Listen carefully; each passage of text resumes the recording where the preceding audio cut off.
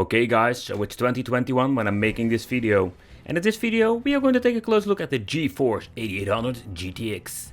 This was one of these monster cards that we can buy back in the day. Basically I call this, these are the toasty irons, because these things were getting really hot. And we will see that in this video. But nevertheless, fun fact that I never bought this card brand new, because back in the day these cards were crazy expensive. The smaller version was quite expensive and GTX was more like the beefcake edition of the 8800 GTS edition.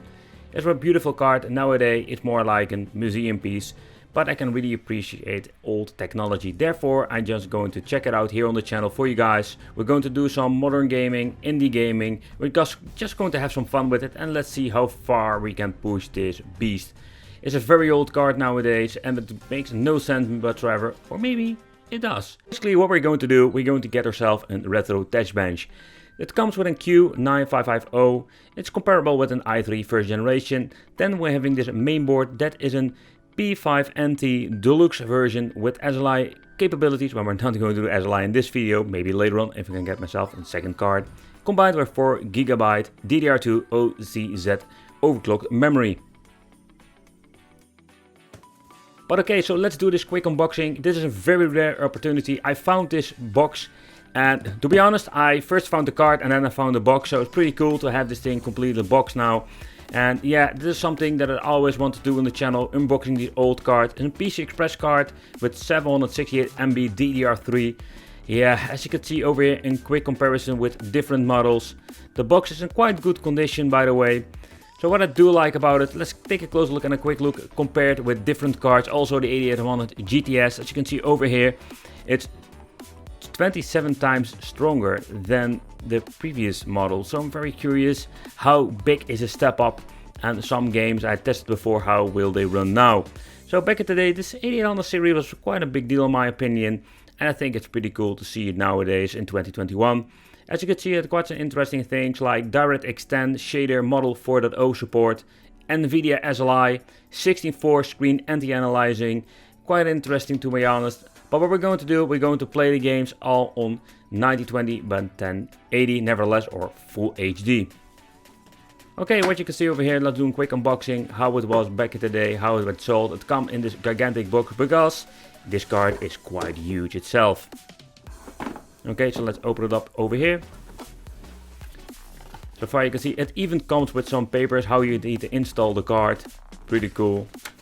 So this is more like personal collectible value to me. We're having this card complete in box, how you need to assemble it in your PC. Okay, some information about the card. Even this thing is on it. I'm gaming, do not disturb. Pretty cool. All the tiny gimmicks, and of course the driver disc that we're not going to use for this because I get the latest version. And here he is, the monster itself, the 8800 GTX. Man, this is what we call a bad boy. Okay, so this card is just gigantic. It even has the option from triple SLI. Can you think about it, that you bought 3 of these freaking cards?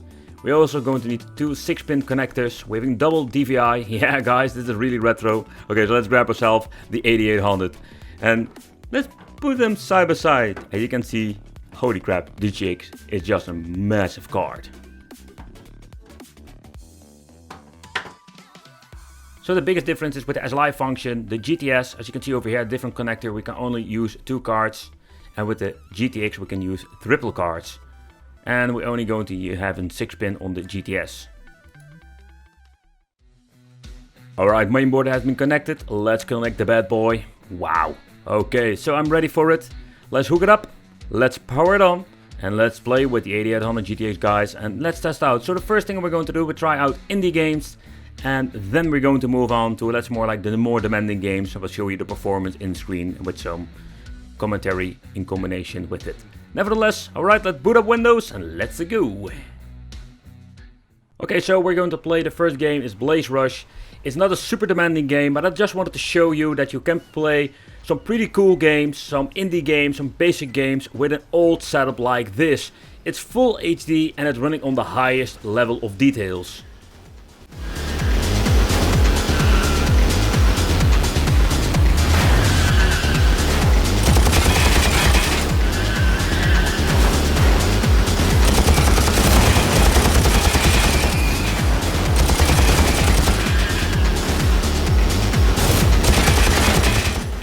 But what you can see over here, it really not utilized the CPU. 4 cores are not really being used with this game, so it's not super demanding.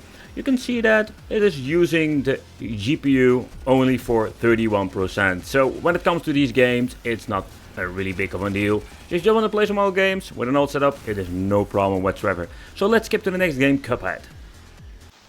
Okay, so when it comes to Cuphead, you can see that the loading times are quite slow, but the game is still very much playable. So let's do a good gameplay and I will show you what I mean. Good day for a swell battle. Now go!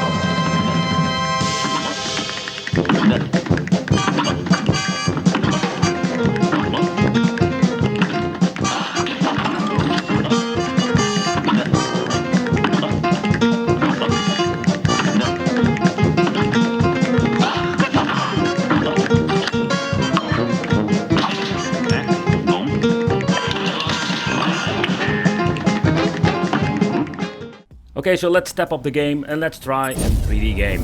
I can already tell you with the 8800 GTS I had some big struggles with this game. It didn't run that great. But now with the GTX and some more memory and more power, yeah, we can finally play a Ridge Racer. Don't ask how, because this thing only runs on 30 FPS. And that is not the way you want to play. Still, when you're looking at the image, it looks quite nice, but when you're playing it, you're missing the speed. Because this game is based on speed and you're missing it out. So in my opinion, it's fun to play it like this, but it is missing out the elements of the game.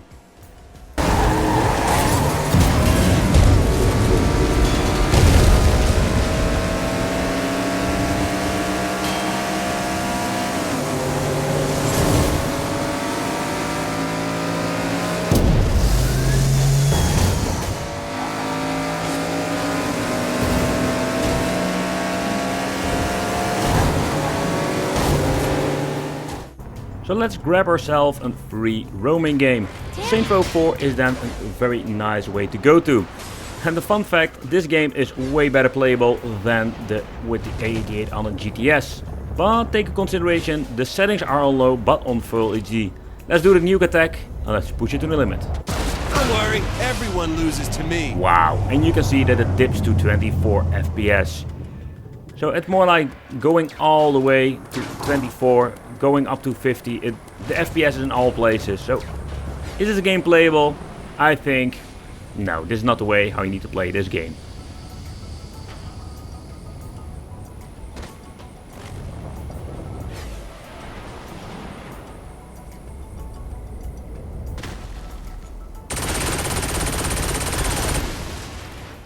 Okay guys, so a quick short gameplay of BioShock Infinite. Let's see how this game runs. So far so good, around the 50 FPS. But it's dipping of course.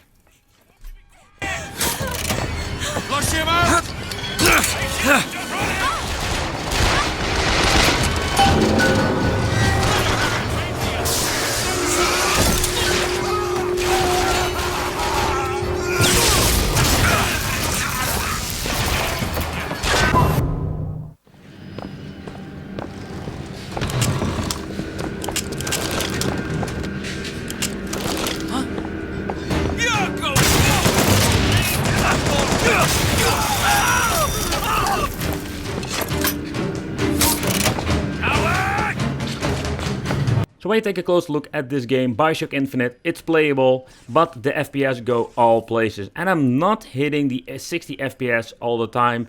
Sometimes I'm just being idle on 30 FPS. But as you can see, wow, my graphics card is 76 degrees when playing. Yeah, it's very hot in here with the graphics card. And then it's the ultimate question, does it run Crysis? Back at the day, the Crysis game was so freaking demanding, and even with the 8800 GTX we can put them on full HD, medium settings, and this is the best result we're going to get.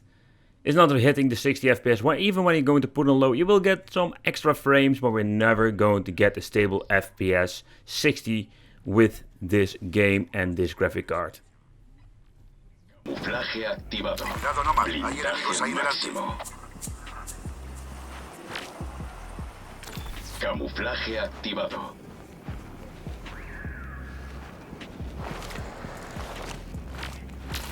Blindaje máximo. Camuflaje activado.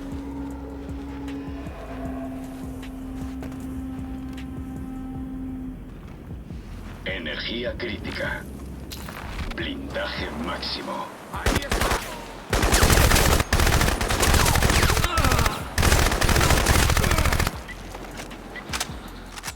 And also included in quick unboxing for you guys, because again, it's quite unique to find this thing with a box, or even finding one with a box. The 8800, whew, this thing is getting really hot. There are some games still playable, especially the indie games. I want to thank you for watching, consider subscribing, hit the little bell, become one of the big family, and I will see you in the next video. Toasty!